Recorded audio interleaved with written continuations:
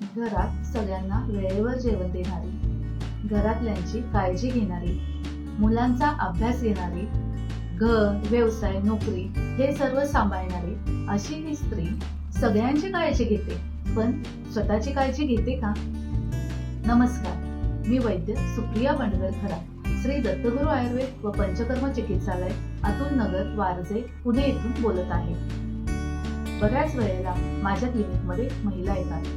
कोणी PCOS, कोणी पाळीच्या तक्रारी, कुणाला केसांचे आजार किंवा केस गळती, कुणाला थायरॉइड, असे बरेच तक्रारी घेऊन येतात.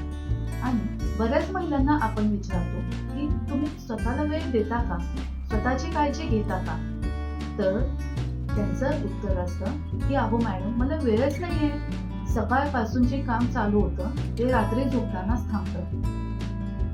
आयुर्वेदामध्ये स्त्रीला खूप महत्त्व दिले आहे. स्त्री ही नवीन जीवाला जन्म देणारी सृष्टीची निर्माती आहे. स्त्री ही घरातल्यांच्या आरोग्याचा पाया आहे. स्त्री ही पुढील पिढीच्या आरोग्याची पाया आहे. स्त्री ही सहनशील, संयम आणि आरोग्याचा आधारस्तंभ आहे. हे सर्व मान्य असूनही आणि पटत असूनही स्त्री स्वतःकडे लक्ष द्यायला थोडी कमीच पडते.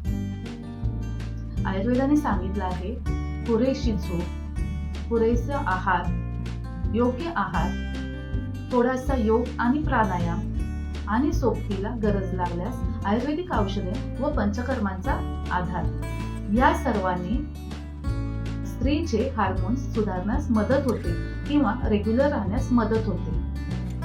तर महिलांनो, तुम्ही स्वतःकडे लक्ष द्या.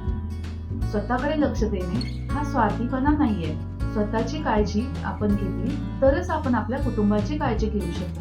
तुम्ही निरोगी असाल तरच तुमचे कुटुंब निरोगी राहील. धन्यवाद.